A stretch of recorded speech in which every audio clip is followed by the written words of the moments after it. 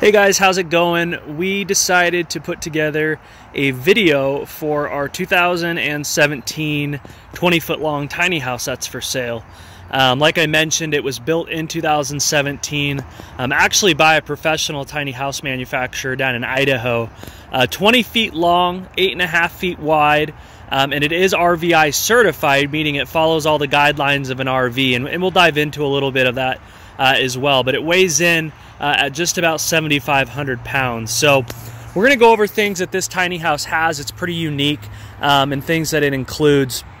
You can see just here on the outside, of course, we built these little steps that come with it, but you do have an exterior outlet here in the front of the tiny house.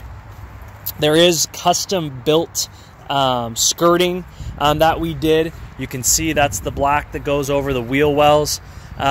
And you can actually see that we covered the tires. If you're living in a tiny house, you definitely want to protect the tires on these just like an RV so they don't get sun or water damage. And we do have the tiny house lifted up off of the tires and wheels anyway, but super important. It's all enclosed here. We live up here in the Pacific Northwest, so you want to make sure that it doesn't get too cold in the winter, but we'll dive into a little bit more of that. If I walk around here on the front up by the hitch, this box right here is actually for the gas. The things in this tiny house that are run by propane are going to be the oven, the stovetop, as well as a hot water heater. So this little box right here that actually just lifts up, you could actually stick inside of here just a barbecue propane tank, which we did for a long time, and it got us about 30 days worth of propane. But when we walk around the side of the house, you'll see we have a much larger unit now. Other stuff up here to take note on is you do have this Pioneer mini split, so it is an AC and heater. It runs from here underneath the house and up the back wall. Does a great job keeping it cold in the summer, and then did more than enough to keep it warm in the winter months that we just got through up here in Spokane. Another thing up here that we did is, you know, it's like an RV, it's a trailer. Security was a big deal to us, so we bought one of these proven industry tongue locks. You can buy a lot of tongue locks at Walmart or an RV store that are a lot cheaper.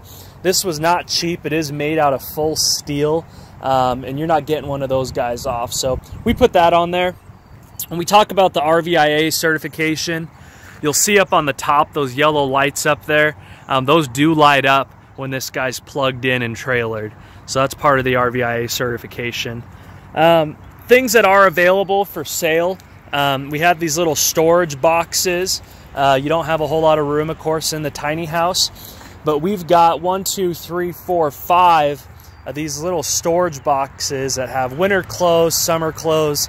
Those could be negotiated and included in the price of the tiny house. If I go around the back of here, we've got this big Feral gas propane tank. If you're going to keep it here, which I guess I'll show you real quick the neighborhood. We're in a tiny house community here in Spokane. It's a one-lane street. It's got a couple other tiny homes, Class A's, and nice fifth wheels. And we do back up to the Latah Creek. So this is what's behind us here. But we do pay a monthly lot rent here. You could take this, put it wherever you want, but if you do want to keep it here, they charge $600 a month, which does include water, sewer, garbage, as well as maintaining. We have a backyard and a front yard that's fully landscaped. They water it, mow it during the summer. They did a really nice job with snow removal during the winter. But if you were going to keep the tiny house where it's at, this Feral gas guy is going to get you propane for about a year and a lot cheaper than swapping out the barbecue tanks at the store. So that would be an option. One thing we love about this tiny house is they've got this on the back and the front. They did this really cool rustic kind of metal. It's really a piece of art, especially the one on the front, and gives the tiny house a lot of character. Back here is actually where your sewer connection is going to be. It's a typical RV sewer connection that we have boxed up in this fully insulated box underground. And then you're also going to have your fresh water as well as your 30 amp power back here. So we're on 30 amp power. That is a heated water hose And then we also insulated the spigot here where the water's coming out of, and then you can see the meter for the electrical. If I go around to the back, another storage piece that we did is we added this shed in the back that gives us a little bit more storage. Again, that could be included in. And then if you look back here, you can really see that barrel roof design, which when we go inside, we've been in many tiny homes. These barrel roofs that aren't very common, just it really opens it up, gives it a lot more space than a normal tiny home. And here's your propane heater. So it's a 6-gallon propane hot water heater. Works really well. You'll find it in most RVs or campers. And then that box that's running back up, that's for the split AC heat unit. That's what that's for. Going back to the skirting that we put in, so it is fully removable. If you're going to take this and put it in your own spot, it is fully removable and transportable. Really important that you manage a few things in these tiny homes, and that's heat underneath as well as humidity. So a couple things that were added custom to this unit by us was we did add a sensor indoors and outdoors that's going to monitor the temperature as well as the humidity, and we did install actually a dehumidifier underneath the house. So on a day like today where it's a little gloomy, it rained yesterday, if the humidity gets up over say 70-75% and you don't monitor that, that's where you're going to have mold or maybe black mold develop, which we didn't want. So we install the dehumidifier and we get notified when the humidity gets too high. You set that guy up, we just plug it in and it takes it down typically in about an hour back to where it should be. Works really well. Here's our other storage bins here, and if we go back over to this side, that's going to be your outtake for the washer dryer unit, which we'll show you inside, and for the range top. And I'll back up here a little bit so you can see this stained metal piece that they did that is just really cool. This tiny house sure does have a lot of character inside. Last thing I'll mention kind of about the underneath is we mentioned security was a big deal to us, and you probably noticed we've got a few different security cameras and whatnot. But we did actually put underneath this unit is a DeWalt GPS system. It's what you'll find in a lot of tractors or construction equipment. And so if somebody tried to tamper with this or, God forbid, find a way to get the steel tongue security system off and take this, it actually has a GPS sensor built in. Those are not cheap, but you could actually track this and notify the authorities of where it went just in case. So we'll walk inside, show you the inside, which is the fun part. So right when you walk in, you have this nice little entry area in your living space. Now, it is a tiny home, and so finding a couch that fits between the wheel wells wasn't the easiest thing, but we did find a custom-built one. We'll come in here and close the door behind us, let you kind of take a look around here. But had this couch custom fit to the area, and we do have a little bit of storage underneath there. And then when I turn and look here to the left, you're going to have your kitchen area, TV which is mounted, which can be included in the price of the home.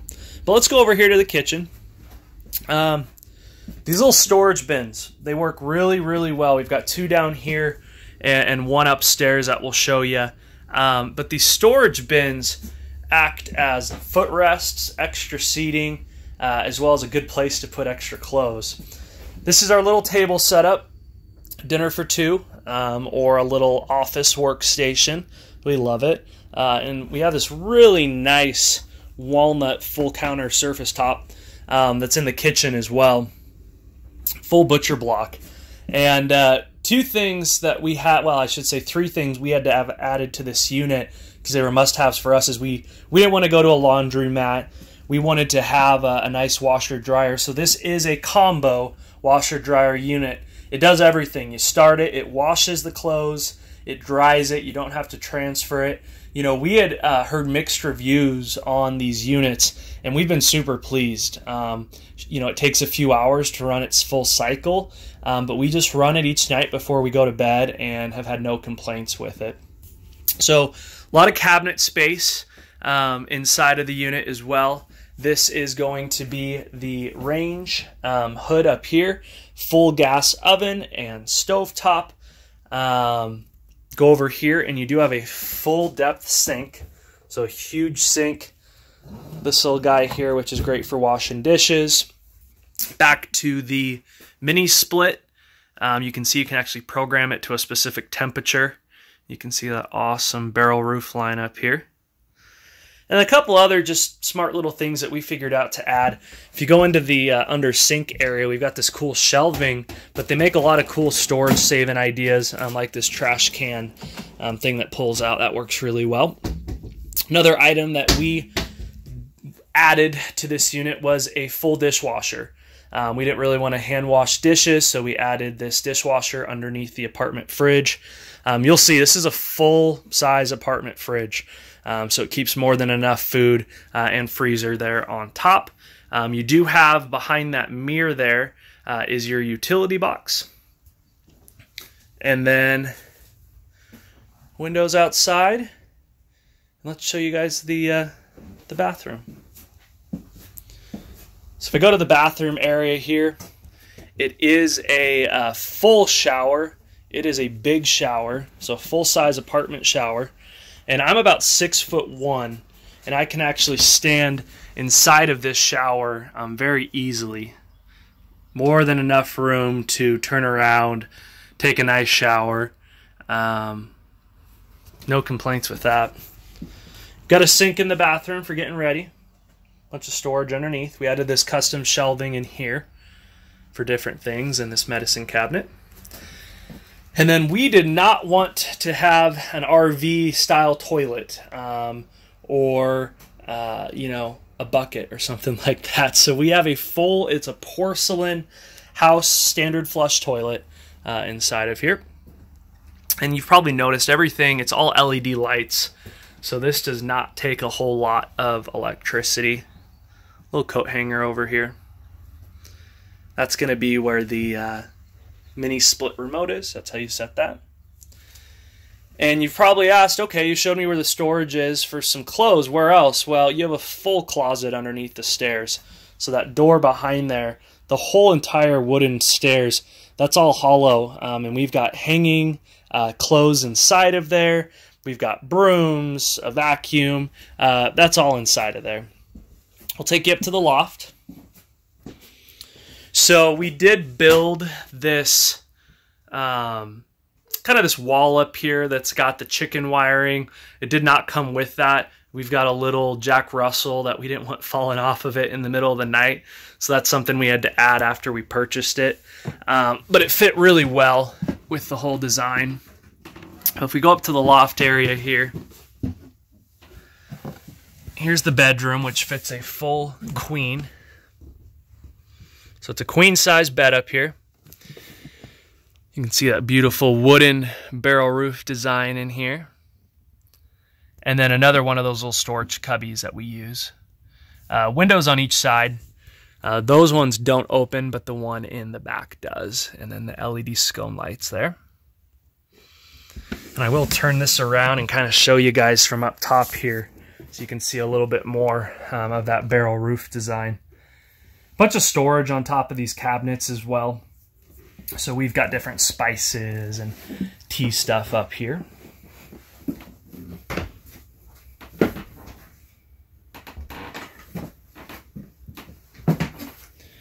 And that's it. If you guys have any questions, feel free to message us wherever you're seeing this video. We've got it on Facebook. You can message us on Tiny House Listings. But feel free to reach out to us with any questions.